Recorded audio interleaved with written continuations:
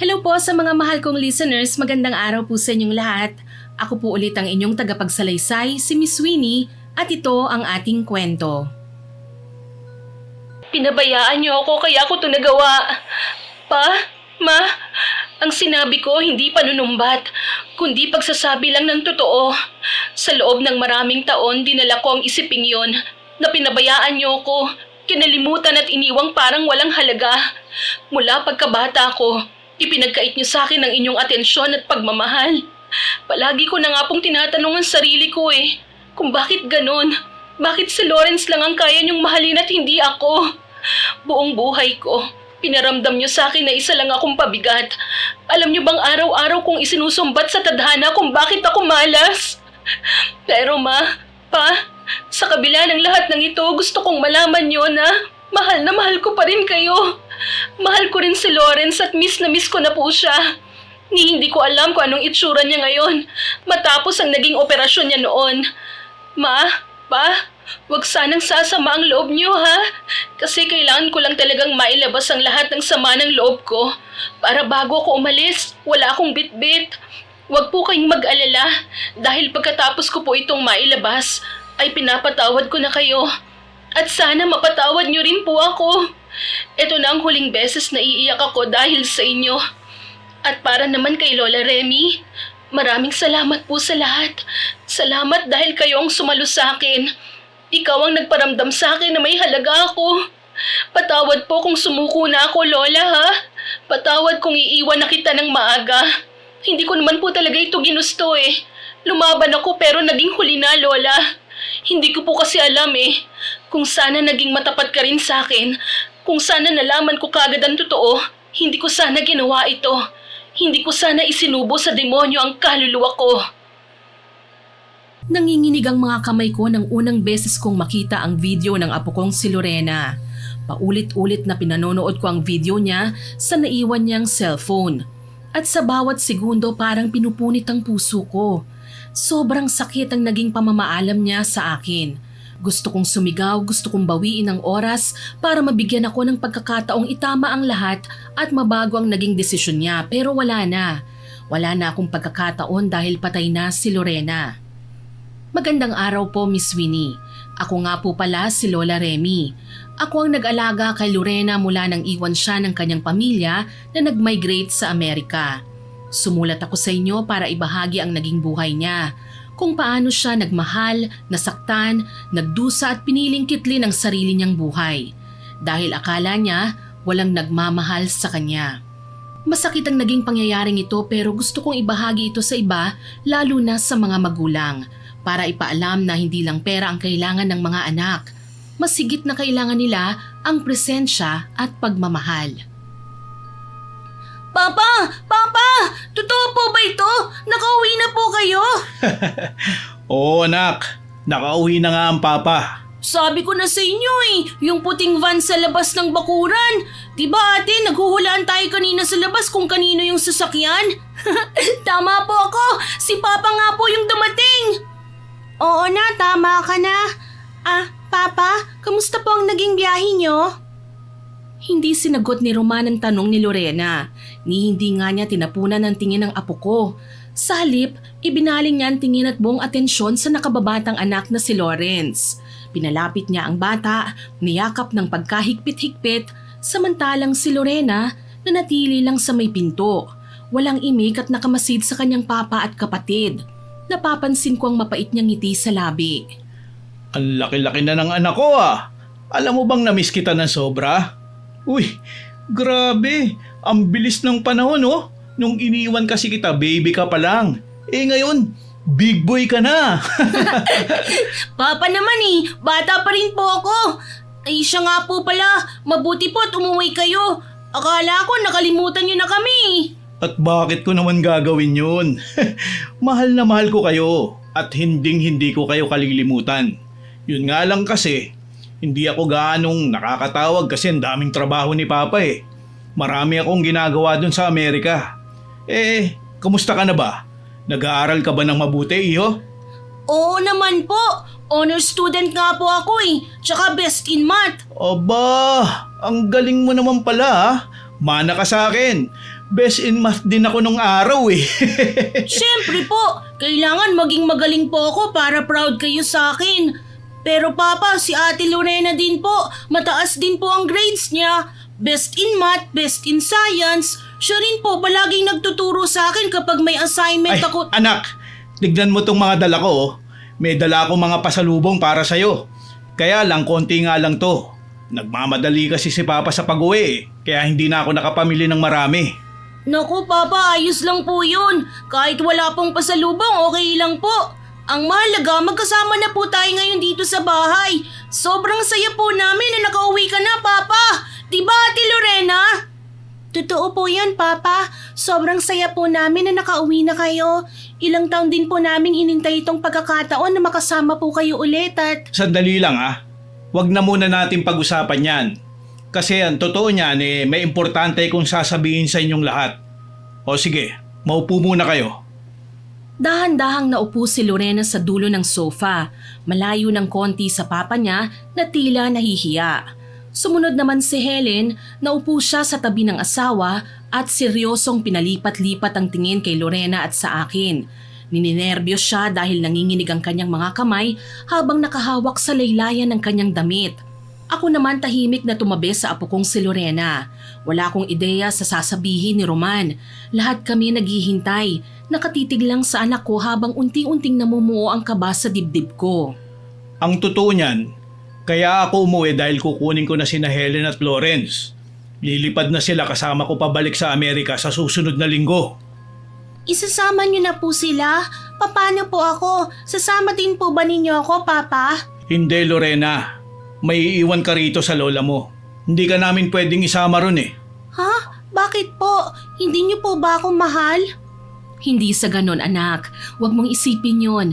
Mahal na mahal ka namin Lorena. Kaya lang kailangan namin gawin ito Lorena, dahil... makinig ka. Isasama namin si Lawrence dahil kailangan niya mapagamot dun. Nasabi na sa akin ng mama mo na kung ano ang kalagayan niya, kung bakit palaging sumasakit ang ulo niya. Sinabi na ng doktor na kailangan siyang maoperahan. Kaya dadalhin namin siya sa Amerika. Dun ko siya ipapagamot. Kaya ikaw, maiwan ka na muna rito sa lola mo kasi hindi ka namin maaalagaan dun eh.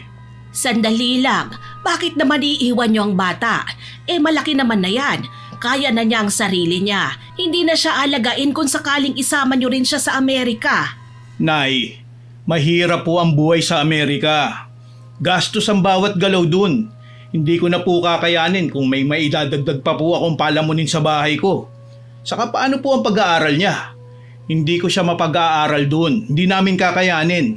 At isa pa, kailangan din na may maiwan dito para may makasama ka. Hindi po pwedeng mag-isa kayo rito. Pero... Wag ho kayong maglala.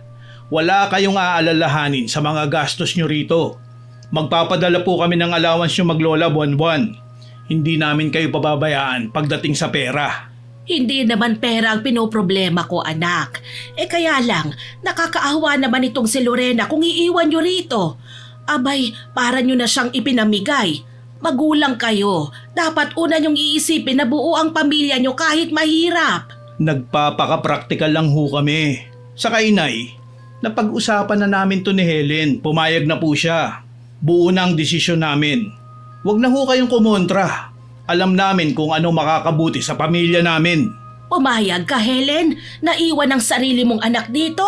Okay lang sa'yo na malayo sa'yo ang anak mo? Opo inay, wala na ho kaming choice eh. Bahala nga kayo. Kung yun na talaga ang gusto nyo may magagawa pa ba ako? Sige, kung iiwan nyo dito si Lorena, ako nang bahala sa kanya. Hindi ko naman siya pababayaan. Napatingin ako kay Lorena. Nakita kong umiiyak siya ng tahimik, nanginginig din ang labi ng bata habang nakaupo sa kanyang pwesto. Parang dinudurog ang puso ko sa bawat segundong nakikita ko siyang ganon. Pero tulad ko, wala rin siyang magawa.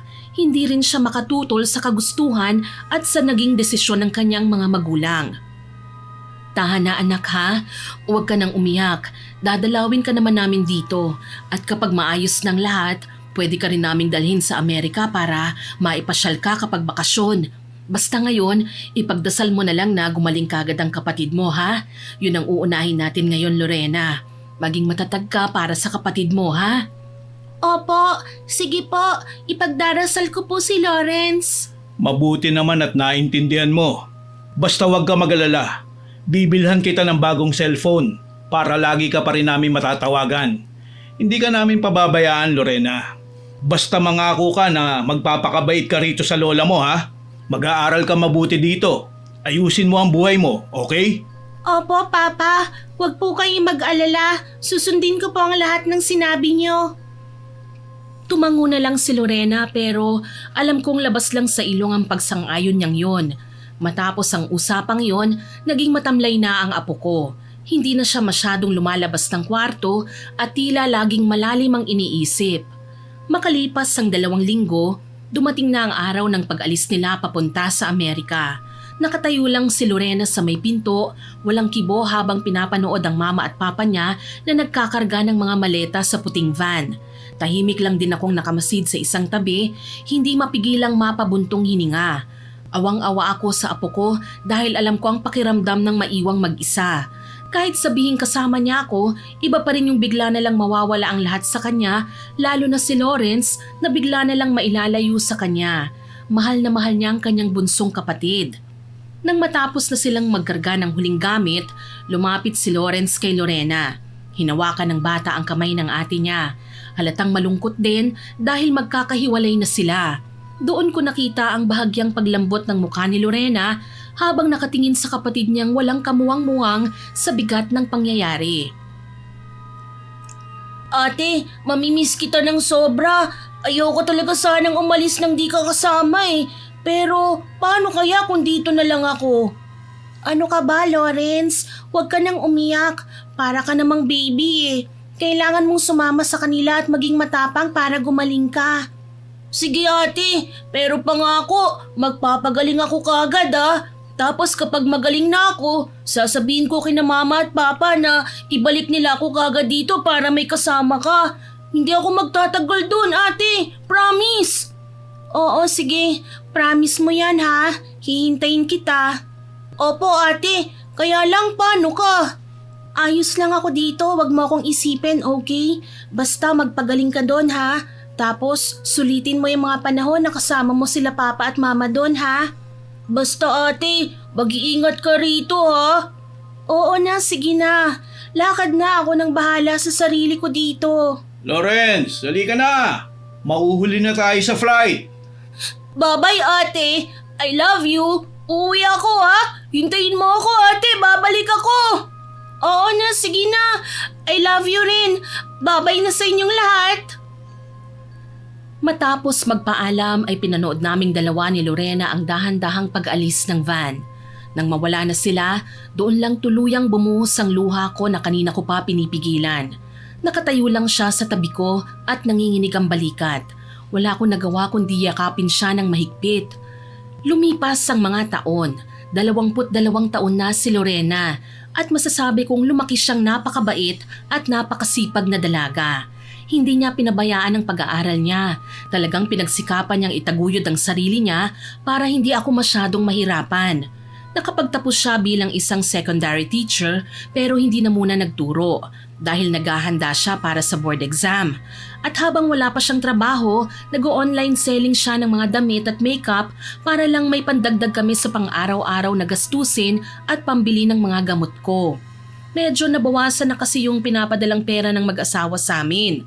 Palagi siyang puyat sa gabi, nag-aayos ng mga order at sa umaga naman, doon naman siya nagtitinda online. Sa kabila ng pagiging abala niya, siya pa rin ang madalas na gumagawa ng mga gawaing bahay, lalo na yung mga mabibigat na gawain tulad ng paglalaba at pagluluto ng pagkain namin. Maayos ang buhay naming dalawa, pero isang gabi habang nag-aayos siya ng mga naibentang items niya, bigla na lang siyang dumaing sa sakit. Aray! Lola! Ang sakit ng ulo ko! Parang paputok! Aray! Lola! Tulong! Diyos ko, Lorena! Anong nangyayari sa'yo? Masakit na naman po ang ulo ko. Yung gamot, Lola. Pakikuha sa drawer ko. Aling drawer? Doon po sa kulay puting Durabox. Pakibilisan po, Lola. Hindi ko na po kaya. Gusto ko nang iumpog ang ulo ko sa pader sa sobrang sakit. Aray! Agad akong tumakbo sa kwarto niya. Nanginginig ang mga kamay ko habang hinahalungkat ang drawer niya. Nakita ko ang isang kahon ng mefenamic acid at paracetamol. Kinuha ko itong lahat tsaka ako kumuha ng isang basong tubig sa kusina at tsaka ako bumalik sa sala. Heto na, Apo. Heto, uminom ka. Dahan-dahan lang. Salamat po, Lola. Sandali lang, kukuha lang ako ng yelo. Bumalik ako sa kusina para kumuha ng yelo.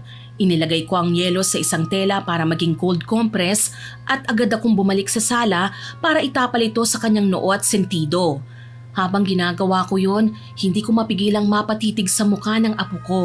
Kanina lang masigla niyang inaasikaso ang mga benta niya pero ngayon maputlang-maputla ng mukha niya. Nakapikit siya, lukot ang mukha niya at pilit na iniindang sakit. Ilang sandali ang lumipas, nagmulat siya ng kanyang mga mata.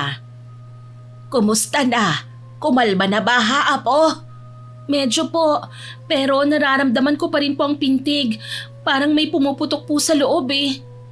Lorena, kailan pa ba ito, ha? Kailan pa nagsimula ang pananakit ng ulo mo? At napansin ko, bakit ang dami mong gamot na nakaimbak dun sa drawer mo? Matagal na po ito, Lola. Siguro 1 taon na po akong ganito. Bigla lang pong sumusumpong eh. 1 taon na? Bakit hindi mo sinasabi? Nagpatingin ka na ba sa doktor? Nagpa-check up ka na ba kahit minsan? Hindi pa po. Gastos lang po kasi yun eh. Ano? Bakit ka umiinom ng ganyang gamot kung hindi ka pa pala nakakapagpatingin sa doktor? Delikado yung nagmamarunong sa gamot, Lorena. Hindi ka dapat nagsa-self-medication. Alam mo yan. Okay lang po yan, Lola. Kasi kapag nakainom naman po ako, nagiging okay na po ang pakiramdam ko. Nawawala na po yung sakit. Hindi nga pwede yung ganon na porket nawawala naman okay na yung gamot. Dapat malaman natin ang ugat niyan. Sabi mo na ba ito sa mga magulang mo? Alam ba nila Roman at Helen na nagkakaganito ka? Hindi pa po eh. At pakiusap po, huwag niyo na pong sabihin sa kanila. Ayoko pong mag-alala sila sa akin eh. O baka isipin nila na dagdag gastos na naman ako. Pero kailangan nilang malaman, Apo, para makapagbigay sila ng pampacheck up mo. Baka mabaya kung ano na yan. Huwag na po, Lola. Kung magpapadoktor man po ako, sa ipon ko na lang po ako kukuha. Doon sa kinikita ko sa online selling. Alam ko naman pong hirap din sila doon sa Amerika eh. Di ba yun ang sabi nila kaya nabawasan na yung allowance na pinapadala nila sa atin? Huwag na huwag po kayong hihingi ng tulong sa kanila ha, Lola. Ayoko po. Pero kailangan, Apo. Huwag mo munang iniisip yung sama ng loob mo at tampo mo sa kanila. Higit mo silang kailangan ngayon. Pero hindi naman po masama ang loob ko, Lola. Kaya lang po, mahirap kasing umasa na tutulungan nila ako. Tsaka wala naman po silang pakialam sa akin eh. Mapapahiya lang po ako sa kanila. Iha, huwag kang magsalita ng ganyan. Anak ka nila, may pakialam sila sa'yo. Importante ka sa mga magulang mo. Maniwala ka sa akin. Parang hindi naman, Lola. Dahil ang totoo niyan, si Lawrence lang po talaga ang mahal nila. Si Lawrence lang po ang mahalaga sa kanila. Ay nako, hindi totoo yan. Totoo po yan, Lola. Ilang taon na po bang nakalipas? Ni minsan hindi po sila umuwi dito tulad ng pangako nila. Gumaling na po si Lawrence pero hindi naman po nila ako binalikan o ipinasyal man lang sa Amerika. Nagdibo ako, nagtapos sa college pero wala ni anino nila. Lahat ng mahalagang okasyon sa buhay ko wala po sila. Kaya tanggap ko na po yun, hindi nila ako mahal. Apo, huwag mong iniisip yan. Mahal ka nila. Mahal na mahal ka nila. So sinasabi nyo lang po yun kasi ayaw nyo lang po na masaktan ako. Ayaw nyo na maawa ako sa sarili ko. Pero okay lang po yun kung hindi nila ako mahal. Matagal ko na pong tanggap yun sa sarili ko. Tsaka hindi ko na rin po sila hinahanap kasi nandyan naman po kayo na nagmamahal sa akin. Abay, syempre, mahal kita, apo kita eh. Kaya lang, kung ayaw mo talagang ipaalam sa kanila yung sakit mo, bahala ka. Pero apo, magpa-check up ka ha. Sasabahan kita. pupunta tayo ng ospital bukas ng umaga para mapatignan niya ang ulo mo.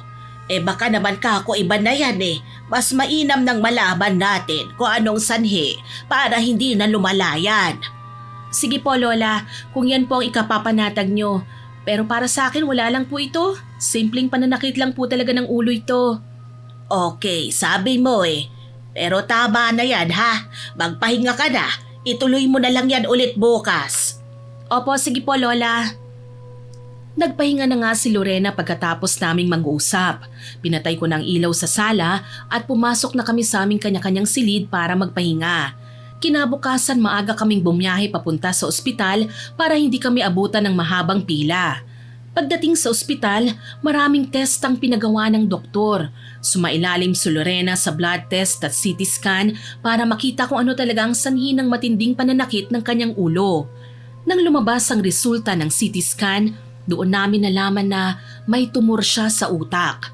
Sabi ng doktor, ang tumor ay parang isang bukol o abnormal na tubo ng mga sel sa loob ng bungo ni Lorena.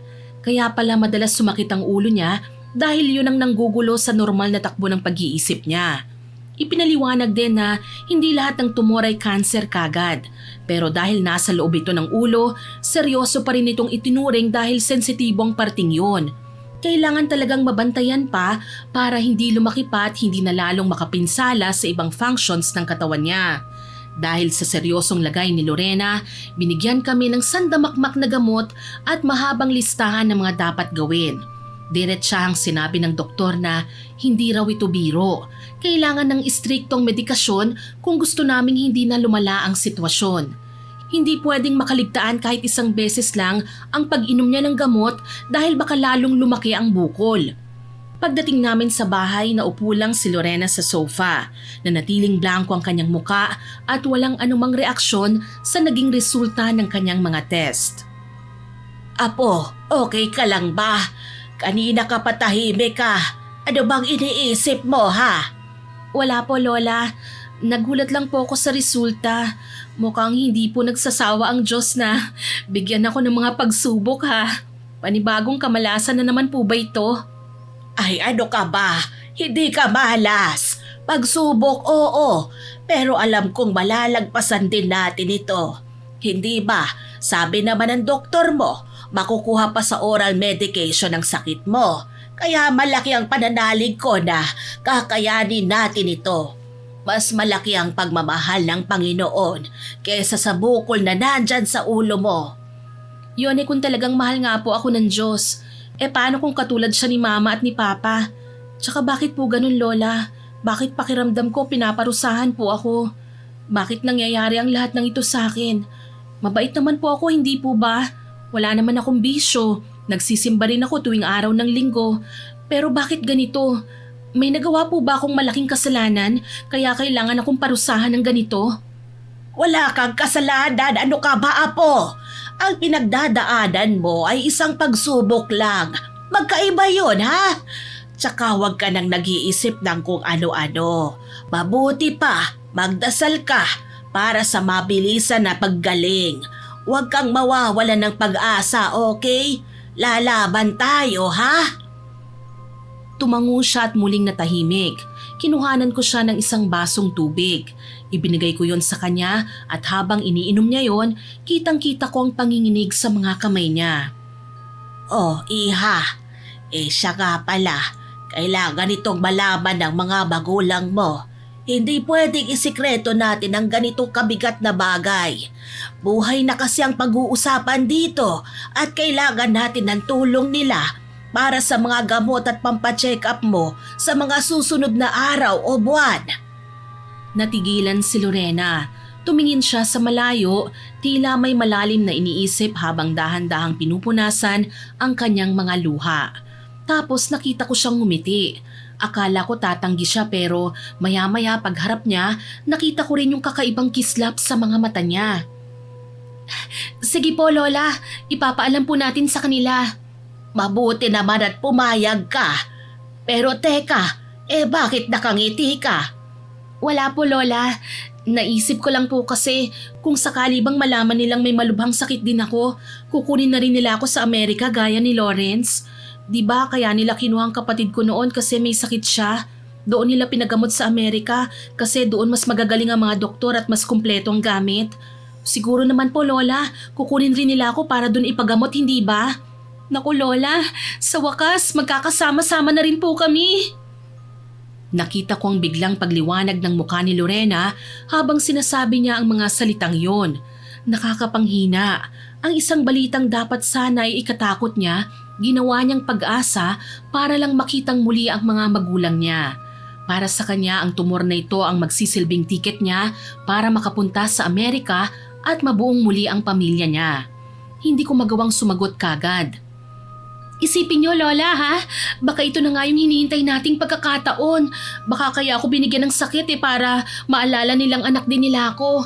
Kaya sige po, tawagan niyo na po sila. Sabihin niyo ang totoo. Sabihin niyo na may tumor ako. Tatawag ako, Lorena. Tatawag ako. Pero huwag ka masyadong umasa na agad-agad ay mangyayari ang gusto mo. Maraming inaasikasong mga magulang mo ron, lalo na ang kalagayan ng kapatid mo. Alam ko naman po yun pero anak din po nila ako, hindi ba? Hindi naman siguro nila ako hahayaang mamatay rito nang hindi man lang nila nakakasama. Hindi ko magawang sagutin pa ang apo ko. Gusto kong maniwala sa sinasabi niya pero natatakot ako na baka umasa na naman siya sa wala. Niyakap ko na lang siyang muli habang sa isip ko binubuo ko ang mga sasabihin ko kina Roman at Helen. Kailangan ko ipaintindi kay Roman at kay Helen na kailangan talaga sila ni Lorena, na kailangan nilang bumawi sa anak nila bago maging huli ang lahat. Hating gabi nang subukan kong tawagan ang anak kong si Roman. Nanginginig ang kamay ko habang pinipindot ang tawag sa messenger. Ilang ring din ang hinintay ko bago niya sinagot. O Nay, bakit napatawag kayo ng ganitong oras? May problema ba dyan sa bahay? Ay, oo Roman. Tungkol ito sa anak mo, kay Lorena. O bakit? May ginawa bang kabalbalan ng babaeng yan? Sabihin nyo na lang sa akin at nang mapagsabihan ko kagad. Alam nyo naman na ayaw ko ng sakit sa ulo Lalo na't ang dami naming iniisip dito. Hindi siya gumawa ng kahit anong gulo, Roman. Ang totoo, masunurin ang anak mo. Pero may masamang balita ako. May sakit si Lorena. May tumor siya sa utak. Matapos kong bitiwan ang mga salitang yon, biglang tumahimik ang kabilang linya. Walang nagsalita. Halos 1 minuto rin ang lumipas na ang tanging naririnig ko lang ay ang mabibigat na paghinga ni Roman. Tumititig lang din si Roman sa akin o sa screen ng telepono niya. Hindi ko mabasa kung nagulat ba siya o nag-iisip. Hindi siya umiiyak, hindi rin sumisigaw. Anak, narinig mo ba ang sinabi ko? May malubhang sakit si Lorena. Ano bang sabi ng doktor tungkol sa kanyang sakit? Kailangan ng gamutan, anak. Hindi biro ang presyo ng mga gamot na iinumin niya. Ganun po ba? O sige, sasabihin ko na lang po kay Helen to. Siguro magpapadala na lang kami ng pambili niya ng gamot. Ano? Magpapadala lang kayo sa iinumin niyang gamot? Anak naman, wala ba kayong planong umuwi para makita man lang siya o madalaw? Halos 10 taon nang nakararaan mula nang umuwi kayo dito Nay, magastos ho ang biyahe pa uwi dyan. Kesa pambayad sa biyahe, ibibigay na lang po namin pambili ng gamot niya. Ang hirap po ng buhay rito. Di naman kami mayaman.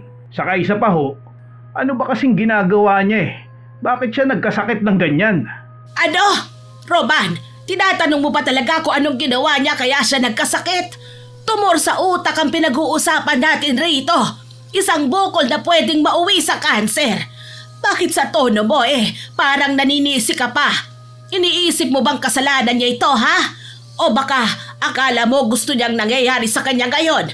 Ano ka ba naman, ha, Roman? Hindi naman po sa ganun, Nay. Ang sinasabi ko lang, baka naman kasi masyadong pinapagod niya ang sarili niya. O baka naman kung ano ang iniisip kaya nagkakaganyan siya. Tumahimik ka, Roman! Kung alam mo lang kung anong itsura ng anak mo kapag sinusumpong siya. Nakita ko mismo kung paano niya halos iumpog ang ulo niya sa pader sa sobrang sakit. O sige, gusto mong malaman kung ano ang pinaggagawa niya? Nagtatrabaho siya. Nag-o-online selling siya para lang may pandagdag kami sa panggastos dito sa bahay. Ginagawa niya yon dahil alam niyang kulang na kulang ang baryang-baryang pinapadala niyo na halos hindi na nga umaabot sa susunod na buwan. At ngayon tatanungin mo ako kung bakit siya nagkasakit. Siguro nga nagkasakit siya dahil sa pagod at dahil sa matinding lungkot na hindi niya kayo nakakasama at hindi niya kayo maaasahan. Nay, tama na ang panunumbat. Sabi ko naman sa inyo, magpapadala kami ng pera. Yun lang ang kaya namin gawin sa ngayon eh. Intindihin nyo naman ang sitwasyon namin dito. Intindihin? Ang tagal na panahon ko na kayong iniintindi. Ilang taon na rin ninyong pinabayaan ang batang ito. Alam mo ba, nung malaman niya na may sakit siya, alam mo ba kung anong naging reaksyon niya? Ano po? Natuwa siya. Tuwang-tuwa ang anak mo. Nagpasalamat pa siya sa Diyos kasi sa isip ng batang yon dahil may sakit siya, magiging importante na rin siya sa inyo. Akala niya dahil may sakit siya, kukunin niyo na rin siya para dyan ipagamot gaya ng ginawa niyo kay Lawrence. Umaasa siya na magkakasama-sama kayo sa wakas dahil lang sa tumor na ito. Ganon ka desperado ang anak mo para lang sa pagmamahal niyo, Roman. Hindi nga ho pwedeng mangyari yun, Nay. Hindi siya pwede dito. At alam niyo po kung ano ang dahilan. Hanggang ngayon ba, Roman? Wala ka pa ring amor sa batang yon. Bakit? Bakit siya ang pinarurusahan mo? Wala naman siyang kasalanan sa'yo. Bakit mo ba siya pinagdadamutan ng pagmamahal at oras? Naghahabol na ang oras ang bata. Namimiss niya na kayo. Ang OA niyo naman eh. Hindi pa naman siya mamamatay eh. Di ba sabi ng doktor, kaya pa ng gamot ang sakit niya? Ibig sabihin nun, hindi pa yan malala. Naririnig mo ba ang sinasabi mo? Hindi lang pera ang kailangan niya, kundi ang inyong presensya. Hindi nga po uubra. Mamumulubi ho kami sa pamasahe. Magpapadala na lang po kami ng pera. Hanggang doon na lang muna ang kaya namin ibigay. Sa inyo na ang pera niyo! Buwisit ka sa totoo lang! Mas masahol pa kayo sa mga hayop! Kung may mangyari mang masama sa apo ko, hindi ko kayo mapapatawad. At kung mamatay man siya, wag na wag kang magpapakita sa akin. Wag kayong iiyak sa harap ng kabaong niya dahil wala kayong karapatan. Nay, pinapalaki nyo lang po ang gulo eh. Hindi ko pinapalaki ang gulo. Tungkol ito sa buhay ni Lorena. Pero sige, kung yan ang gusto nyo, bahala kayo sa buhay nyo. Sa inyo talaga ang pera nyo. Mas pipiliin ko pang magpalimos sa kalsada para sa gamot ni Lorena kesa tanggapin ang pera mula sa mga magulang niyang walang kaluluwa. Mula gayon, sabihin mo kay Helen, wala na siyang anak. At ikaw, wala ka na ring ina. Huwag mo na akong tatawagan pa. Pinatay ko ang tawag at napasandal ako sa pader ng bahay. Umiyak ako ng tahimik habang nakatakip ang kamay ko sa bibig ko. Masama ang loob ko dahil dinurog ng sarili kong anak ang pangarap ni Lorena na muli silang magkasama-sama. At hindi ko rin maisip kung paano ito sasabihin sa kanya. Napakasakit. Sobrang sakit ng ginawa nila. Halos hindi ako nakatulog ng buong magdamag. Tuwing ipipikit ko ang aking mga mata, naririnig ko ang boses ni Roman at mugtong-mugto na rin ang mga mata ko at mabigat ang dibdib ko na lumabas ako ng kwarto kinaumagahan. Paglabas ko, nagulat ako nang madatnan ko si Lorena doon sa may kusina na masiglang masigla. Nagluluto siya ng paborito naming almusal. Nang makita niya ako, agad siyang lumapit at humalik sa aking pisngi. Magandang umaga po, Lola. Heto po, nagluto ako ng sinangag at itlog. Kumain na po tayo habang mainit pa. Magandang umaga rin, Apo. Kumusta na ang pakiramdam mo? Ayos na ba? Ayos na po ako, Lola. Masarap po ang tulog ko kagabi matapos kong ipagdasal na sana maging maayos ang lahat.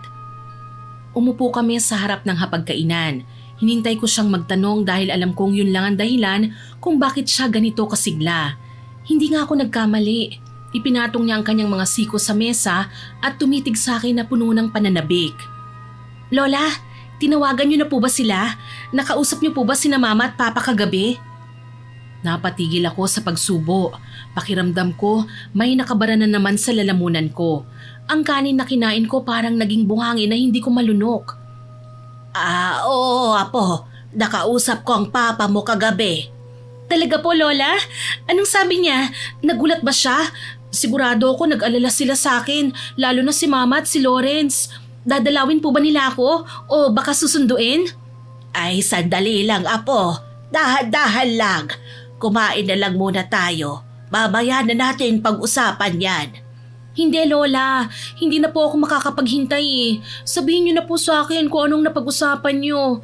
Gusto ko lang po talagang malaman eh. Ano po bang sinabi nila? Ang sabi ng papa mo, magpapadala raw sila ng pera para sa gamutan mo. Pero baka hindi raw sila makauwi kagad dahil wala daw silang pera na gagamitin sa biyahe. Baka mag-iipon muna sila. Ayaw po nilang umuwi? Hindi naman sa ayaw nila, Apo. Ang sabi ng papa mo, masyadong mahal ang pamasahe ngayon, kaya hindi pa nila afford ang lahat. Sabi ko nga, baka nag-iipon muna sila bago sila makauwi rito. Maghintay na lang muna tayo kung kailan sila makakaluwag-luwag ng konti, ha? Okay po. Okay lang naman po, Lola. Naiintindihan ko naman po. Oh, huwag ka nang malungkot dyan. Nag-aalala naman talaga sila sa'yo eh. Ang sabi ng papa mo kanina, lakasan mo raw ang loob mo at magpagaling ka ng husto. Mahal ka nila, kaya huwag ka nang nag-iisip ng kung ano-ano, ha? Opo, Lola. Pakisabi na lang salamat. Salamat po sa pag-aalala nila. Sige po, kain na po tayo. Nakita ko kung paano dahan-dahang nawala ang ningning sa mga mata ni Lorena. Yung pananabik niya kanina, biglang napalitan ng isang matipid na ngiti na alam kong pilit lang. Masakit para sa akin ang magsinungaling. Pero ano bang dapat kong gawin? Hindi ko kayang sabihin sa kanila na mas inuuna pa rin nila ang ibang bagay kaysa sa kanya. Samantala matapos ang usapang yon, nakita ko kung paano magpakatatag si Lorena. Pero tuwing gabi nakikita ko siyang nakatitig sa cellphone niya, naghihintay ng kahit isang chat o tawag mula sa mga magulang niya, pero wala siyang nahintay. Hanggang sa isang gabi, hindi na nakatiis si Lorena at sinubukan niyang tawagan ng mama niya para ibalita ang kalagayan niya. May sumasagot sa kabilang linya pero ibinababa rin kagad ang tawag niya na hindi man lang siya pinagsasalita. Doon na tuluyang nawasak ang loob ni Lorena. Ayaw talaga nila akong kausap? Di wag. Buisit, mga walang kwentang magulang. Anong sinabi mo, Apo? Bakit mo naman pagsasalitaan ng ganyan ng mga magulang mo? Hindi tama yan, Lorena. Kahit anong mangyari, magulang mo pa rin sila. Magulang? Magulang po bang tawag niyo sa ganon? Sinagot nga nilang tawag ko, tapos ibinababa naman. Ano po yun? Hindi naman po ako pulubin na namamalimos para iwasan nila eh. Anak po nila ako, Lola. O baka naman ampon ako, kaya nila ako ginaganito. Sabihin niyo nga po sa akin ang totoo, Lola. Ampon po ba ako? Ano ka ba? Hindi ka ampon. Anak ka nila, iha. Huwag kang ang nag-iisip ng ganyan at baka makasabayan sa'yo eh. Alalahanin mo may sakit ka. Baka lumalayan. Bawal sa'yo ang nag-iisip at nagagalit. Bawal ang stress. Sana nga po mamatay na lang ako eh. Para wala na silang pinagtataguan. Nakakasawa na sila eh. Apo, huminahon ka. Mahinahon naman po talaga ako, Lole. Kaso hindi ko lang po mapigilang magsalita kasi naiinis na ako eh. Bakit po sila ganun? Bakit parang wala na silang pakialam sa akin? Bakit puro si Lawrence na lang? Di ba ang sabi niyo anak din nila ako? Bakit ganun? Pagdating sa akin, iwas sila ng iwas. Lagi silang busy. Laging mahirap ang buhay, laging magpapadala na lang ng pera. Wala tayong magagawa kung yun lang ang kaya nila, Apo. Pero maniwala ka sa akin, mahal ka nila. Lalo na si Lawrence, mahal na mahal ka ng kapatid mo. Mahal? Bakit pati siya hindi ako tinatawagan? Parang engot, nag-promise pa siya noon pero hindi naman pala tutuparin. Ano yun? Pati siya tulad na rin nila mama at papa? Hindi ko alam, Apo. Hindi ko alam kung anong nangyayari sa kapatid mo. Pero baka naman may mabigat na dahilan kung bakit hindi siya nakakatawag sa'yo. Huwag mo nang sumama ang loob mo sa kanya. I'm sorry po, Lola. Pero masama po kasi ang loob ko sa kanya eh. Sa kanilang lahat. Pagod na ho akong magkunwari eh. Pagod na po akong magpanggap na okay lang ang lahat. Sige apo, ilabas mo lang ang lahat ng yan. Huwag ka nang magpanggap sa harapan ko. Kung galit ka, magalit ka. Karapatan mo yan. Pero sana, huwag mo namang kinakawawa ang sarili mo. Sige, ako na ang bahala. Kakausapin ko sila. Huwag na po. Simula sa araw na ito, wala na rin akong pakialam sa kanila. Kahit tumawag pa sila, hindi ko na sila papansinin pa. Buburahin ko na sila sa buhay ko. Kung kaya nila akong baliwalain, pues kaya ko rin yung gawin. Apo, tama na yan ha? Hindi makabubuti sa kalusugan mo yung ganyang nagagalit ka o nai-stress ka. Okay lang po, Lola. Magmula ngayon, wala na rin po akong pakialam sa buhay ko. Hindi na rin po ako iinom ng gamot. Ano? Hindi pwede yon. Pwede po yun.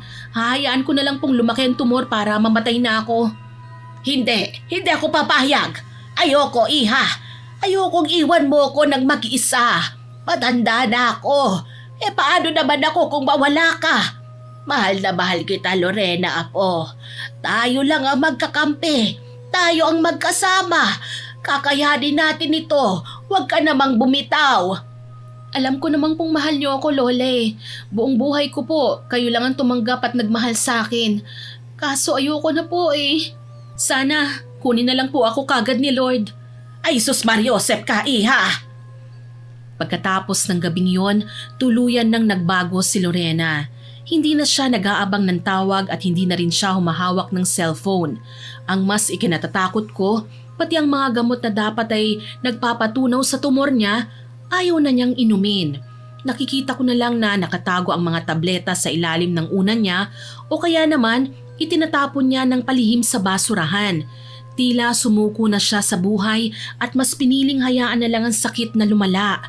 Ilang beses ko siyang kinausap dito pero naging matigas siya at minsan maski sakin nagagalit na rin siya. Hanggang sa isang umaga pagkagising ko, wala akong naabutang nakaahin sa mesa. Hinanap ko siya sa buong bahay pero wala siya. Maghapon siyang hindi umuwi ng araw na yon at nang dumating siya, wala naman siyang sinabi. Diretso lang siya sa kanyang kwarto at natulog. Ilang araw akong hindi mapakali dahil sa laki ng pinagbago ni Lorena. Tapos nung isang araw na namalengke ko, nilapitan ako ng isang kapitbahay. Nakita raw nila si Lorena na nakikipag-usap kay Rico sa kabilang baryo. Pag uwi ko galing palengke, hindi ko na nailapag ng maayos ang mga pinamili ko. Nanginginig ang mga kamay ko sa takot at galit habang hinahanap ko si Lorena sa loob ng bahay. Naabutan ko siyang nakaupo lang sa gilid ng kama niya, tulala at parang walang pakialam sa mundo. Lorena, saan ka ba galing nung isang araw ha? Totoo ba ang narinig ko na nakipagkita ka kay Rico sa kabilang baryo? Ay, ano naman po kung nakipagkita ako sa kanya ha, Lola? Tsaka paano niyo po nalaman? May nagsumbong na naman po ba sa inyo? Ay, ang lalaki talaga ng mga mata ng mga tao rito sa atin. Huwag mo akong sasagutin ng ganyan. Alam ko kung anong klaseng tao yang si Rico. Kilala siyang mangkukulam dito sa bayan natin. Bakit ka lumapit sa taong gumagamit ng itim na kapangyarihan, ha? Anong kailangan mo sa kanya? Naghahanap lang po ako ng solusyon sa mga problema ko, Lola.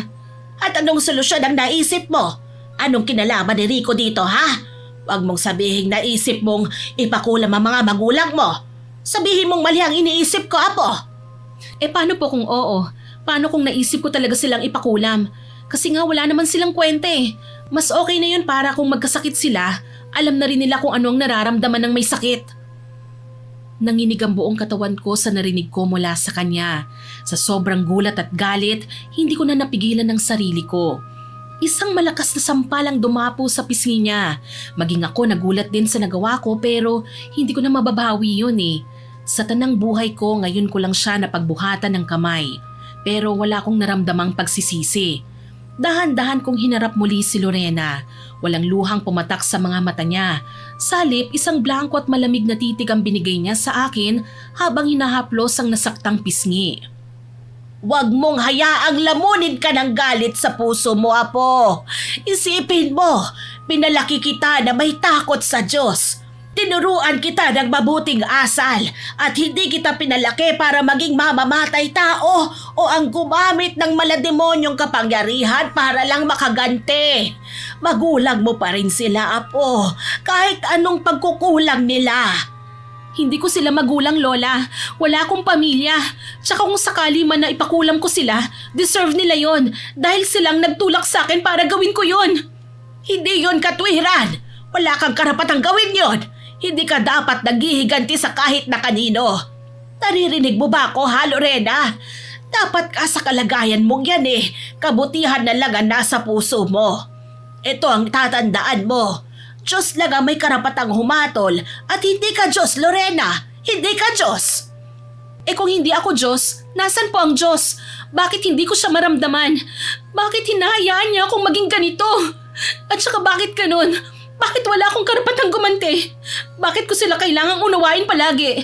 Bakit ako ang kailangan maging mabait sila nga ang may kasalanan sa akin? Tama na. Apo, huwag mong gawin ito. Huwag mong hayaang maghari ang galit sa iyong puso.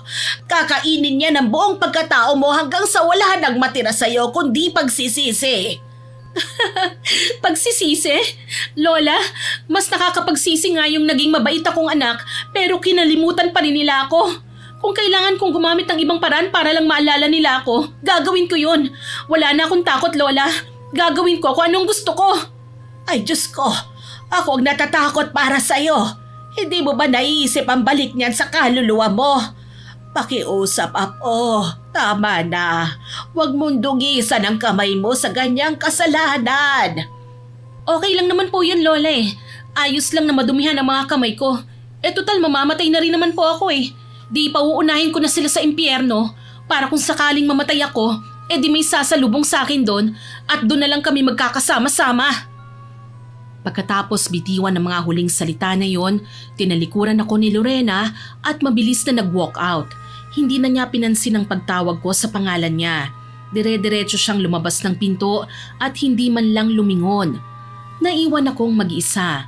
Bigla akong napahawak sa aking dibdib dahil sa tindi ng kaba at sakit na nararamdaman ko.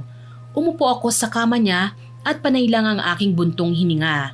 Hindi ako makapaniwala na ang batang pinalaki ko at tinuruan ng kabutihan ay makakaisip na gumawa ng ganong karumal-dumal na bagay. Pakiramdam ko tuloy, bigo ako bilang lola niya. Napaiyak ako nang mapagtanto ko kung gaano kalalim ang sugat sa puso ni Lorena para mas piliin pa niya ang impyerno kaysa magpatawad at mabuhay ng tahimik. Lumipas ang 3 araw na hindi umuuwi si Lorena. Hinanap ko siya sa bawat sulok ng baryo, ipinagtanong-tanong sa lahat ng kakilala pero walang nakakaalam kung nasan siya. Wala na akong ibang maisip na puntahan kundi ang huling taong nakasama niya, si Rico.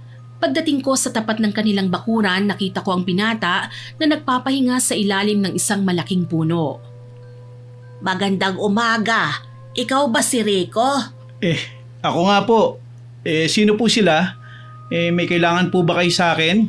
Gusto ko lang malaman, iho, kung pumunta ba rito si Lorena. Si Lorena ho? Bakit niyo po siya hinahanap dito? May nangyari po ba? 3 araw na siyang hindi umuuwi sa bahay. Nag-aalala na ako ng husto eh. Nagbabaka sakali lang ako na baka nandito siya o baka nakita mo man lang siya nitong mga huling araw. Kayo po pala ang lola niya. Naku, wala po siya rito, lola. Saan naman po kaya siya nagpunta? Pasensya na po pero hindi rin po siya nagpaparamdam sa akin itong mga nakaraang araw eh. Hindi nagparamdam sa'yo? Ibig sabihin, totoo nga ang sabi-sabi. Nagpupunta talaga siya rito. Kinakausap ka talaga niya. Opo, minsan po tumatambay po siya rito para makipagkwentuhan. Bakit po? Masama po ba yun? Depende sa kung ano ang pinag-uusapan niyo. Tatanungin kita, kaya ba siya nakikipagkita sa'yo? Dahil sa gusto niyang ipakulam ang mga magulang niya? Kulam? Hindi po, lola. Bakit ko naman po gagawin yun? Saan nyo naman po nakuha ang balitang yan? Teka, siguro naniniwala po kayo sa mga chismis na isa akong mangkukulam, no? Nakakatawa naman po yan. Hindi ako nakikipagbiruan, ha, Rico? Sinabi niya sa akin mismo na ipapakulam niya ang mga magulang niya sa'yo. Lola, makinig po kayo. Hindi po ako mangkukulam. Ang totoo niyan, pumupunta talaga siya rito at nagtatanong-tanong kung may kakilala raw ba akong malupit na mangkukulam.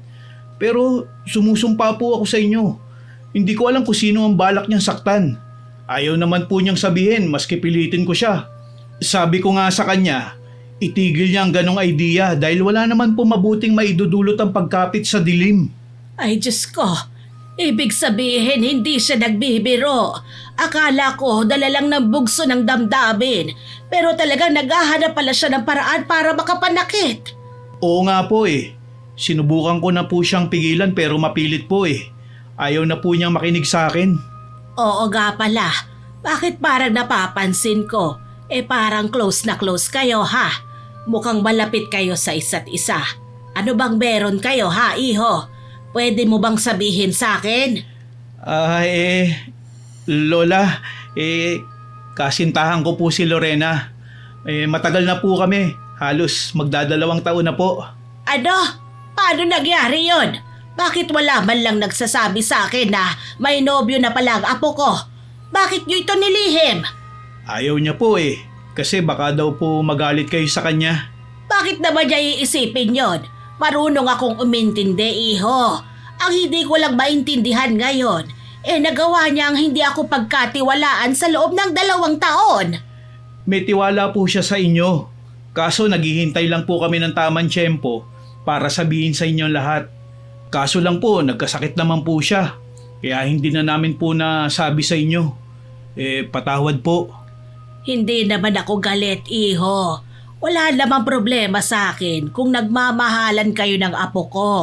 Mas gusto ko pa nga yun para hindi niya isipin na walang nagmamahal sa kanya. Kaya lang, nasa na kaya siya ngayon?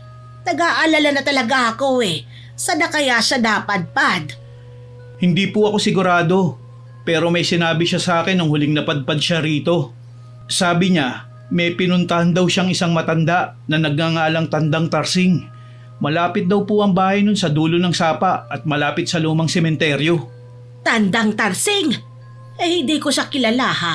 Tsaka saang lupalop naman kaya matatagpuan ng dulo ng sapa at sementeryo na sinasabi niya? Hindi po niya sinabi sa akin ang eksaktong lugar Pero hayaan niyo po, magtatanong-tanong tayo. Tutulungan ko po kayong hanapin si Lorena. Tumango na lang ako kay Rico at pagkatapos naming mag-usap, nagkasundo kaming dalawa na magtutulungan na hanapin si Lorena. Lahat ng posibleng lugar na pwede niyang puntahan, pinuntahan namin. Halos malibot na namin ang buong bayan hanggang sa makatanggap kami ng balita na may isang dalagang dinala sa pampublikong ospital matapos itong mahimatay sa kalsada. Pagdating namin sa emergency room, agad kaming sumugod sa loob. Doon nga namin nakita si Lorena. Nakikipag-away siya sa nurse na nag-aasikaso sa kanya. Ayaw niyang magpakabit ng swero at pilit niyang tinatabig ang mga gamot na binibigay sa kanya. Halos magwala siya sa gitna ng silid. Ang kanyang mukha maputla at halos wala ng kulay. Agad akong nagpakita sa kanya. Nang makita niya ako, bigla siyang natigilan.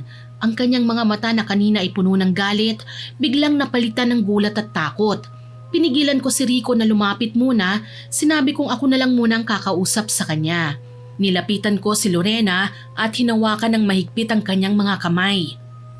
Lorena, apo, anong nangyari sa'yo? 3 araw kitang hinahanap. Halos mabaliw ako sa pag-aalala kung nasan ka na. Ayos lang po ako, Lola. Sinusulit ko lang naman po ang natitira kong oras habang kaya ko pa. Kasi baka bukas, wala na po ako. Ano? Bakit mo ba sinasabi yan? Wala po, Lola. Tuluyan na po kasing naging cancer ang sakit ko Hindi. Hindi totoo yan. Nagkakamali lang sila. Maghahanap tayo ng ibang ospital, ng ibang doktor. Hihingi tayo ng tulong kahit kanino. Huwag na po, Lola. Lorena, wag. Makinig ka kay Lola. Huwag kang susuko. Baka may paraan pa para gumaling ka Magkimo ka, operasyon o kahit ano. May mga nakakasurvive naman Wala na, Rico. Kung meron man, alam ko na ang mangyayari. Dadaan lang ako sa sobrang paghihirap gaya ng ibang may sakit nito. Maglalagas ang buhok ko, manghihina ako, hihiga na lang sa kama na parang lantang gulay hanggang sa mamatay rin naman. Ayokong pagdaanan yun, Rico. Hindi sapat na dahilan ng takot para sukuan ang sarili mong buhay, Apo. Paano naman ako? Paano ang lola kung bibitaw ka na kaagad? Hindi ko kahayang panoorin ka na sumusuko ng hindi man lang sumusubok. Oo nga, Lorena. Paano naman kami? Paano si Lola Remy? Iniisip mo lang ang sakit mo. Pero hindi mo naiisip ang sakit na maiiwan mo sa amin kung basta ka na lang susuko. Hindi kailangang maging mag-isa. Nandito kami. Hayaan niyo na lang ako. Gusto ko nang mawala ng tahimik. Gusto ko na pong matapos ang lahat ng sakit na ito. Hindi ko hahayaang mangyari ang gusto mo. Hanggat humihinga ako, lalaban tayo. Hindi ka susuko dahil nandito kami. Hindi ka namin bibitiwan kahit anong mangyari. Mahal na mahal ka namin, Apo. Huwag mong gawin ito sa amin. Pakiusap. Lumaban ka para sa amin. Para sa inyo? Paano naman po ako, Lola? Paano naman po yung nararamdaman ko? Ang daya-daya niyo Pinipilit niyo akong lumaban sa gera na alam ko namang talo na kagad ako sa simula pa lang. Hindi ka talo, Lorena. Hanggat may nagmamahal sa'yo, hindi ka talo. Kung ayaw mong lumaban para sa sarili mo, hiramin mo muna ang lakas ko. Ako ang lalaban para sa ating dalawa. Hindi tayo susuko sa sakit na yan. Hindi na umimik si Lorena. Tumingin na lang siya sa puting kisame, tahimik na lumuluha, hanggang sa dumating ang nurse at muli siyang tinurukan ng gamot. Ilang sandali pa dahan-dahan niyang pinikit ang kanyang mga mata at huminga ng malalim. At maya-maya pa nakatulog na rin siya dahil sa epekto ng gamot na tinurok sa kanya. Lumipas pa ang mga linggo at naging mas mahirap ang kalagayan ni Lorena sa loob ng ospital. Halos araw-araw namimilipit siya sa tindi ng sakit ng ulo niya na kahit ang pinakamalakas na painkiller ay tila wala ng talab. Madalas din siyang magsuka at nawawala ng malay ng biglaan. Tinubuan na rin siya ng mga kakaibang pantal sa katawan at sa ilang linggo lang nakita ko kung paano siya unti-unting nanghina, nangayayat na halos butot balat na lang. Durog na ang puso ko tuwing nakikita ko siyang hirap na hirap huminga habang natutulog. Isang hapon habang mahimbing na nakatulog si Lorena dahil sa pagod at sa tindi ng gamot, biglang nag-vibrate ang cellphone ko sa ibabaw ng mesa. Nagulat ako nang makitang si Roman ang tumatawag. Roman, napatawag ka. Nay, kamusta kayo dyan? Kamusta po si Lorena? Hindi siya okay. Yung tumor niya, naging stage 4 cancer na. Oras na lang ang hinihintay ng apo ko. Kawawa naman pala siya. Kawawa! Yun lang ang masasabi mo! Ano po ba ang dapat kong sabihin, Nay? Kasalanan ko ba na nagkaroon siya ng sakit? Kung makasumbat kayo, parang ako lang lahat ang may kasalanan Mabuti nga't nangangamusta pa ang tao Kasalanan mo naman talaga Kung sana hindi mo ipinagkait sa kanya ang buong pamilya, baka ibang naging kapalaran ng anak mo. Anak ko? Nay, itigil na natin to. Alam nyo naman kung bakit hindi ko magawang lapitan ng batang yan, di ba? Alam nyo ang totoo. Oo, alam ko. Pero Roman, maawa ka naman kahit gayon lang. Kahit isang beses lang umuwi kayo rito. Si Loren, si Helen, parang awa mo na. Iparanas nyo naman kay Lorena na may pamilya siya bago man lang siya mawala sa atin. Sinabi ko na ho, hindi kami pwedeng umuwi. At wag nyo na akong pilitin pa.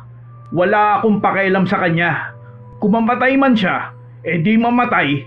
Alam niyong wala akong amor sa batang yan. At alam mo ang totoo. Hindi ko anak si Lorena.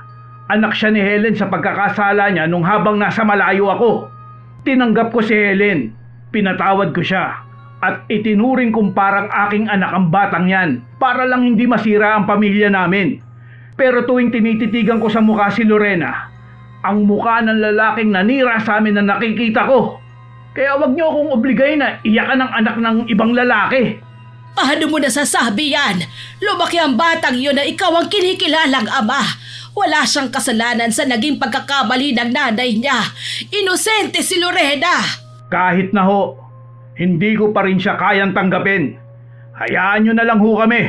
Anak naman, parang awa mo na. Kahit para lang sa akin.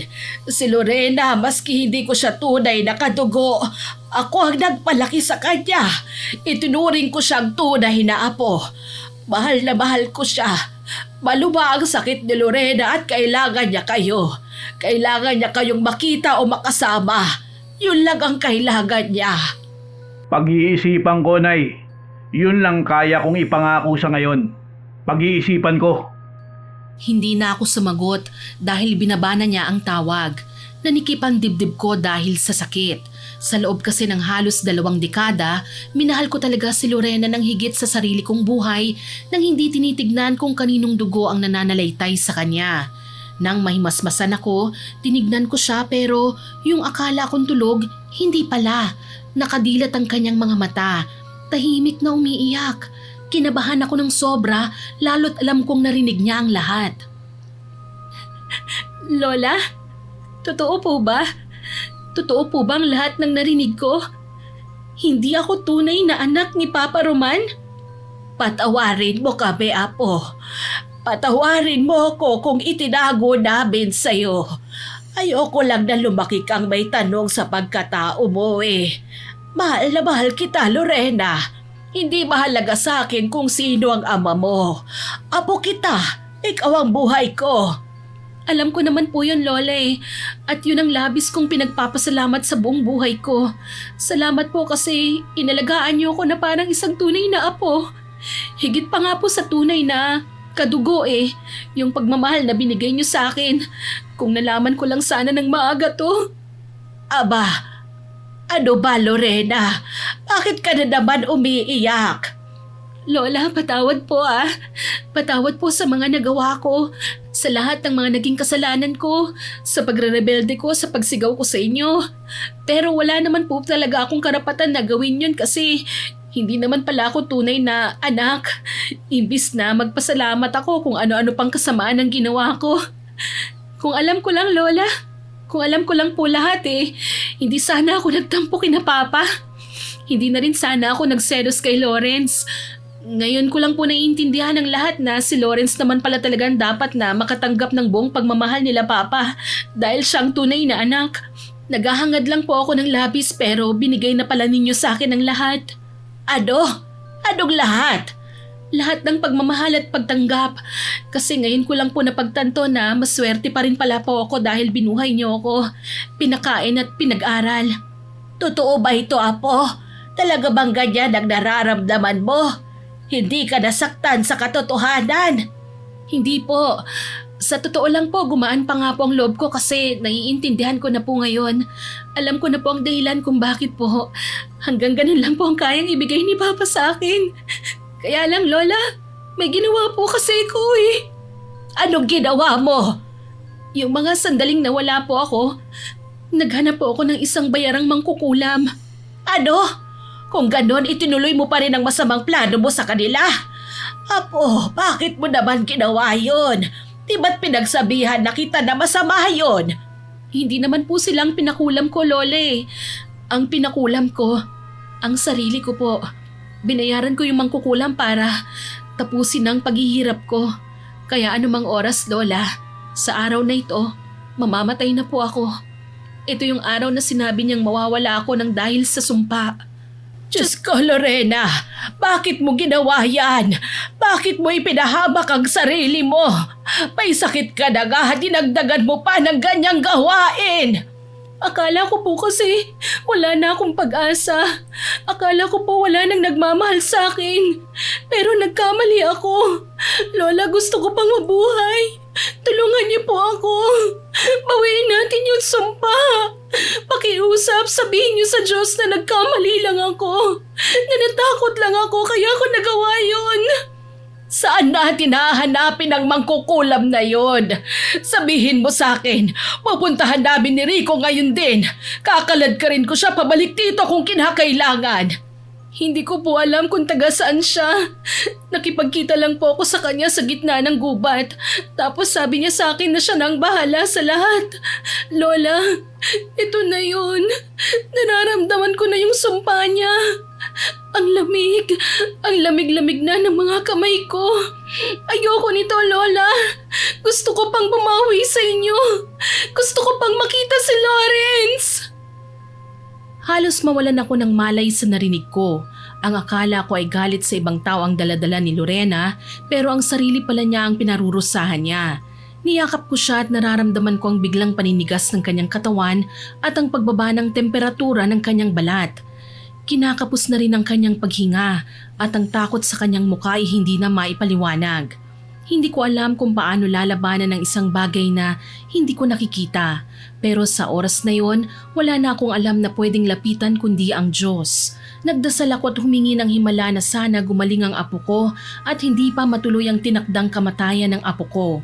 At sa awa ng Diyos, pinakinggan niya ako.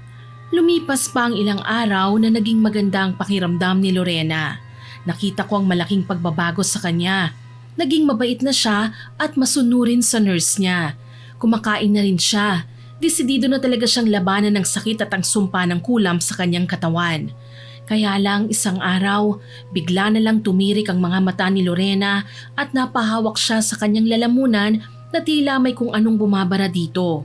Ang kanyang buong katawan ay nagsimulang manginig ng marahas at ang dating maputlang balat ay unti-unting nangingitim at nalalapnos. Isang matinding sigaw ang pinakawalan niya. Nilapitan siya kagad ng mga nurses niya. May kung ano-anong itinurok sa kanya pero walang naging epekto at mas lalong naging malalalang ang sakit na nararamdaman niya. Namimilipit siya sa kama. Diyos ko, huwag kang bibitiw, Lorena. Lalaban tayo sa sumpa na yan. Hindi kita hahayaang makuha ng dilim dahil lang sa isang pagkakamali. Panginoon, parang awa mo na. Huwag muna ngayon. Ngayon lang niya nalaman ang totoo. Bigyan niyo pa po siya ng isa pang pagkakataon. Kahit anong pilit ng mga doktor at nurse na pakalmahin si Lorena, wala silang nagawa. Ang mga mata niya na nakatirik kanina dahil sa tindi ng hirap ay unti-unting bumaba at tumitig sa akin. Pagkatapos noon tuluyan nang bumagsak ang kanyang kamay at huminto ang tibok ng kanyang puso. Wala na si Lorena. Namatay siya sa harap ko mismo. Kasunod noon ay ang pagpasok ni Rico sa kwarto. Kadarating lang niya at natigilan siya nang makitang nakabalot na ng puting kumot ang katawan ni Lorena. Lorena, hindi to totoo, Lola.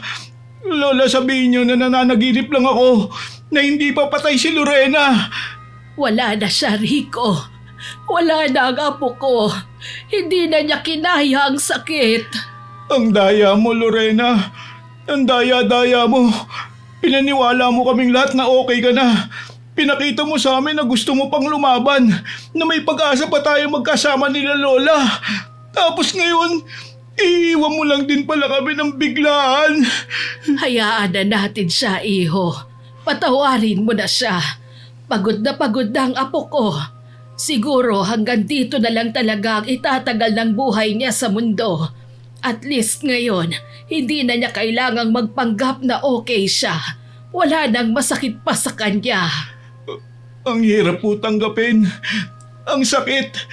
Bakit kailangan bawiin siya sa atin kung kailan natututunan niya ng pahalagahan ng buhay niya? Napakaikli naman po ng oras na ibinigay sa kanya. Wala na tayong magagawa. Umiyak nang umiyak si Rico hanggang sa tuluyang kunin na si Lorena ng mga taga-punerarya na tinawagan ni Rico. Nang wala na ang bangkay, doon ko lang naramdaman yung totoong bigat ng katotohanan na sa kabila ng lahat ng pagpupumilit naming maging maayos ang lahat, may mga bagay talagang hindi na namin hawak. Nanghina ang tuhod ko at napaupo sa silya. Pero hindi nagtagal, sinikap kong maging malakas at matatag para mabigyan ko ng maayos na lamay at libing ang aking apo. Ayusin mo na ang mga papeles dito sa ospital. Ako naman, iipunin ko na itong mga gamit niya. Hindi pwedeng maiwan dito ang kahit na anong pag-aari niya. Sige po, Lola. Masusunod po. Siya nga po pala. Ano po ang plano nyo pagdating sa bahay? Ilang araw po ba natin siyang ilalamay? At may balak po ba kayong ipaalam ito sa mama at papa niya sa Amerika? 5 araw, Rico. Sapat na yon para makapagpaalam ang mga taga rito sa atin na nagmamahal sa kanya. Pero yung tungkol sa mga magulang niya, wag na. Wag na natin silang abalahin. Pero Lola, anak po nila si Lorena. Karapatan po nila itong malaman. Wala nang silbi ang presensya nila rito. Kaya wag mo na silang tawagan. Ayokong makaabala sa kanila. Sige po Lola, kung yan po ang desisyon nyo, igagalang ko po. Pagkatapos naming mag-usap ni Rico, lumabas na siya ng kwarto para mag-asikaso ng mga papeles namin sa ospital. Laking pasasalamat ko sa binatang yon dahil hindi niya ako pinabayaan. Habang nakaupo ako sa kamang nakabakante, naisip ko sina Roman at Helen. Naisip ko na hindi ko naman talaga kailangan ng pera o awa nila para mailibing ng maayos ang apo ko. Iipunin ko na lang ang lahat ng naipon naming pera ni Lorena at alam kong tutulungan din ako ng mga kapitbahay naming laging nariyan para sa amin. At sa darating na 5 araw, itutuon ko ang buong lakas ko sa pag-aayos ng kanyang lamay. Plano kong punuin ito ng mga puting bulaklak. Gusto kong maramdaman ni Lorena mula sa kabilang buhay na hindi ko siya pababayaan at mas lalong hindi siya doon mag-iisa. 4:00 ng hapon nang muling bumalik si Rico ng kwarto. Lola, ayos na po lahat ng papeles natin. Nandyan na rin po yung kotse natin. Umuwi na po tayo. Sige, iho. Salamat ha. Salamat at nandyan ka. Kung wala ka siguro baka hindi ko ito nakaya o baka hindi ko na rin ito nakakaya pa. Wala po yun. Basta kakayanin natin to Lola ha. Para po kay Lorena. Pag-uwi namin sa bahay, agad naming inihanda ang lahat. Habang wala pang katawan ni Lorena na galing sa punerarya, pinalinis ko na muna ang buong sala at pinaayos ang mga gamit. Gusto ko na sana pagdating ng apo ko, malinis at maayos ang buong paligid. Habang nag-aayos ako, nakita ko mula sa bag at sa mga inuwi naming gamit ang isang cellphone. Kinuha ko ito at sinubukan kong buksan pero may password. Agad kong tinawag si Rico. Mabuti na lang at kabisado niya ang mga password ng apo ko kaya madali lang niya itong nabuksan. Agad na tumambad sa amin ang isang video na kinuha pala ni Lorena nung mga huling araw na niya. Pinindot ni Rico ang play at doon ko nakita ang huling video niya. Nakita ko siyang pilit na nakangiti sa screen at nagsasabi ng pasasalamat at pamamaalam niya sa aming lahat. At ang huling napakinggan ko, sinabi niyang mahal na mahal niya kaming lahat. Doon na ako tuluyang napaiyak. Sandaling itinigil ko ang video at muling nag-ipon ng lakas ng loob para ipagpatuloy ito. Gusto ko lang pong malaman niyo, lalo na po kayo Lola, na nagsisisi po ako sa lahat ng mga nagawa ko. Ito yung mga oras na pinili ko na pong tapusin ang lahat ng madalian. Nung nalaman ko po kasing stage 4 na ang cancer ko, alam kong wala na akong pag-asa para mabuhay. May kinausap po akong mangkukulam at nagbayad ako sa kanya. Hiningi ko po sa kanya na kulamin niya ako at patayin ng mabilisan. Huwag po kayong magagalit sa kanya kasi ako po ang talagang nagpumilit na gawin niya ito sa akin. Sana po mapatawad niyo ako. Kasi huli na po nang malaman ko ang totoo eh. Kung kailan gusto ko nang mabuhay, dun pa ako nawala ng pagkakataon. Pero ayos na rin po yun. Ganun po talaga siguro ang buhay ko. Tatanggapin ko na lang po talaga ito ng buong puso. Kaya lang bago po ako mawala, humiling ako sa Diyos na sana sa pangalawang buhay ko po, sina Mama at Papa na sana ang maging tunay kong mga magulang.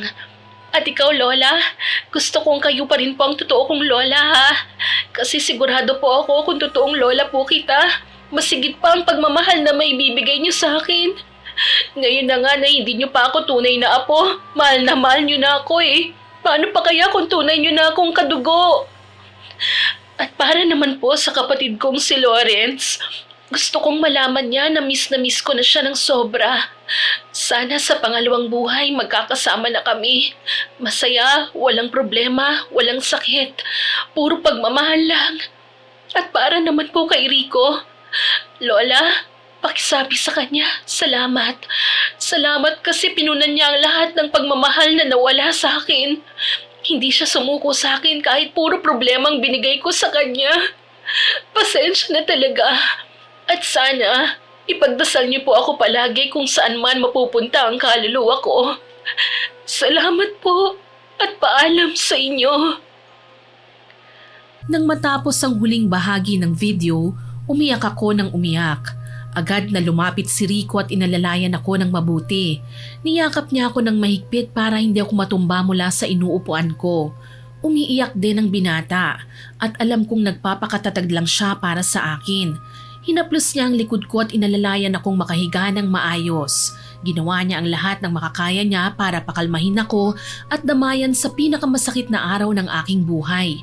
Samantala nang dumating ng sasakyan ng punerarya, sinalubong ko ang bangkay ng aking apo. At sa tulong ni Rico at ng ilang mabubuting kapitbahay, naiayos na namin ang paglalagakan ng kabaong. At nang matapos na nga ng mga taga-punerarya ang gawain nila, madali akong lumapit at sinilip ang apo ko. Sinigurado kong maayos ang lahat. Yung damit niya, kung maganda ba, kung ayos ba yung buhok niya, at pati na rin ang makeup niya. Habang ginagawa ko ito, wala pa ring tigil ang pag-agos ng aking mga luha. Wala na talaga. Wala na si Lorena. Lola, total ayos na po ang lahat. Mabuti pa siguro maghapunan na kayo. Nagpaluto po ako ng lugaw para sa inyo. Para mainitan man lang po yan sikmura ninyo. Mula kaninang umaga pa po sa ospital, hindi ko pa po kayo nakitang kumain eh. Salamat, Rico. Pero wala talaga akong gana. Parang may nakabara dito sa lalamunan ko eh. Kahit tubig, hindi ko malunok. Lola naman, sige na po kumain na kayo. Huwag matigas po ang ulo. Tapos kapag nakapaghapunan na kayo, pwede rin po kayong umidlip ha. Ako na po muna ang bahala. Kasi alam ko, hindi kayo nakakatulog ng maayos sa ospital eh. Eh baka naman sumunod pa kagad kayo kay Lorena niyan kapag pinabayaan nyo ang sarili nyo. Ayos lang, iho. Wala namang kaso sa akin yun kung sakaling sumunod ako kagad sa apo ko. Mag-isa na lang naman ako gayon eh. Ano pa ba ang silbi ko sa mundo? Wala na yung apo ko na siyang tanging dahilan kung bakit ako bumabangon. Mas mabuti pa nga na magkasama na kami. Naku Lola, huwag niyo pong sabihin yan. Hindi magugustuhan ni Lorena na ganyan ang iniisip niyo. Pinili niyang magpatawad at maging payapa bago siya nawala dahil gusto niyang maging maayos din kayo. Eh sige na po, kahit ilang subo lang. Kumain na po kayo para magkaroon naman kayo ng lakas. Habang pilit akong kinukumbinsi ni Rico na kumain, nakarinig kami ng ingay sa labas. May humintong sasakyan sa mismong tapat ng bakuran namin. Binaliwala ko yon dahil baka meron lang gustong bumisita sa lamay ni Lorena. Pero laking gulat ko nang bumungad sa pinto ang 3 taong hindi ko inaasahang darating. Si Helen, si Roman at si Lawrence. Hindi ko sila sinalubong. Nanatili lang ako nakaupo habang nakatingin sa kanila ng malamig. Mabilis na napahagulgol si Helen sa sandaling nakita niya ang puting kabaong sa gitna ng sala. Biglang nanghina ang kanyang tuhod at bumagsak siya sa sahig. Gumapang siya palapit sa kabaong ni Lorena habang isinisigaw ang pangalan ng kanyang anak. Lorena! Anak! Hindi to totoo! Bakit? Bakit mo kami iniwan? Hindi mo man lang kami hinintay, anak! Si Roman naman ay nakatayo lang sa may pintuan, parang tuod na hindi makagalaw. Nakatitig lang siya sa kabaong, namumutla at nanginginig ang mga labi. Ramdam na ramdam ko ang gulat at pagsisisi sa mukha niya. At si Lawrence naman, ang apo ko na matagal kong hindi nakita, nakaupo na sa wheelchair. Lumapit siya sa kanyang ina, walang emosyon na parang may sariling mundo. Anak, patawarin mo ko. Patawarin mo si Mama, ha? Akala ko may oras pa. Akala ko maaabutan ka pa namin pero hindi na pala. Bakit ganito? Ang daya-daya mo naman. Sana hinintay mo man lang ako makahingi ng tawad sa'yo ng harapan. Tama na yan Helen. Wala na tayong magagawa pa. Tumigil ka! Madali lang para sa'yo na sabihin yan kasi hindi ka ang nawala ng anak. Sana sinabi mo man lang sa akin noon na nagkasakit si Lorena. Di nagkaroon pa ako ng pagkakataon na kausapin siya. Sumunod ako sa lahat ng gusto mo. Tiniis ko ang anak ko para sa'yo. Pero anong ginawa mo? Ipinagkait mo sa akin ang katotohanan. Hindi mo sinabi sa akin ang kalagayan niya. Bakit? Bakit mo ito ginawa sa akin? Patawad. Pero ginawa ko lang ang sa tingin ko ay tama para kay Lawrence. Para hindi siya maistorbo sa kanyang pagpapagamot. Walang kwentang rason mo, Roman. Buong buhay ni Lawrence kasama niya ako. Nasa tabi niya ako. Pero yung para sa amin ni Lorena, maski yung huling sandali na lang sana eh. Sana sinabi mo sa akin. Pero anong ginawa mo? Ipinagkait mo yon. Ipinagkait mo sa aming mag-inang pagkakataong magpaalam sa isa't isa. Pero ginawa ko lang yun para kay Lawrence. Pero anak ko rin si Lorena. Anak ko siya. Habang nagtatalo sina Roman at Helen, napatitig ako kay Lawrence na nasa wheelchair. Naalala ko ang lahat ng kwento sa akin ni Roman tungkol sa tunay na kalagayan ng batang ito sa Amerika. Nung una, maayos naman daw ang lahat. Matagumpay ang naging operasyon niya sa ulo at akala ng lahat tuloy-tuloy na ang paggaling niya. Pero doon na nagsimula ang kamalasan. Pagkatapos ng operasyon, imbis na lumakas at makatayo, bigla na lang siyang hindi nakalakad. Kahit anong gawin ng mga espesyalista ron, hindi nila makita ang sanhi ng sakit niya. Ang mas nakakatakot pa rito, unti-unting nagbago ang itsura ng kanyang mga paa at kamay. Yung mga daliri niya sa paa, nagmistulang magkapatong-patong. Pati yung mga daliri niya sa kamay nanigas at bumaluktot din. Ilang beses na siyang isinailalim sa kung ano-anong therapy pero walang nangyari. Hindi na rin siya nakakapagsalita at hindi na rin nakakapag-isip ng matino. Para nga siyang tunay na may sariling mundo. Habang pinagmamasdan ko ang kalagayan ni Lawrence ngayon, hindi ko napigilang maisip na baka ito na ang naging kabayaran sa bawat sandali na ipinagkait ni Helen at Roman kay Lorena. Mukhang hindi ito basta-bastang sakit na nagagamot ng sensya. Ang sakit ni Lawrence ay mukhang isang mabigat na pasan na bunga ng matinding tampo at puot na namuo sa puso ni Lorena dahil sa pagpapabaya ng kanyang mga magulang. Tama na yan. Huwag na kayong magsisihan dahil wala nang magyayari. Wala na si Lorena kaya tumigil na kayo. Malaya na kayo. Wala na kayong masasaktan. Gawin nyo na ang lahat ng gusto nyo. Nay, patawad po. Hindi ko po ginusto na mauwi siya sa ganito. Natakot lang po ako kay Roman. Natakot akong mawala ang pamilya ko. Kaya pinili kong tiisin ang anak ko. Natakot kang mawala ang pamilya mo. Pero hinayaan mong mawala ang sarili mong anak. Helen, bago mo inisip si Roman, sana inisip mo muna yung batang dinala mo sa sinapupunan mo. Wala siyang ibang ginusto kundi ang makasama ka at si Lawrence. Hindi ko naman po kasi alam na ganito kalubha. Wala po akong ideya. Akala ko okay lang siya. Kasi yun ang sabi ni Roman. Patawad po, inay. Patawad. Huwag na tayong magsisihan dito. Kasi pare-pareho lang naman kayo. Sa totoo lang, ayoko sanang magpatawad eh. Pero ang batang yan, bago siya nawala, pinatawad niya kayo. Kaya sino ko para magtanim pa ng galit? Tumalikod ako sa kanila at humarap sa kabaong ni Lorena. Ang katahimikan sa loob ng aming bahay, binasag lang ng hikbi ni Helen. Gusto kong sumigaw, gusto kong itaboy sila palabas.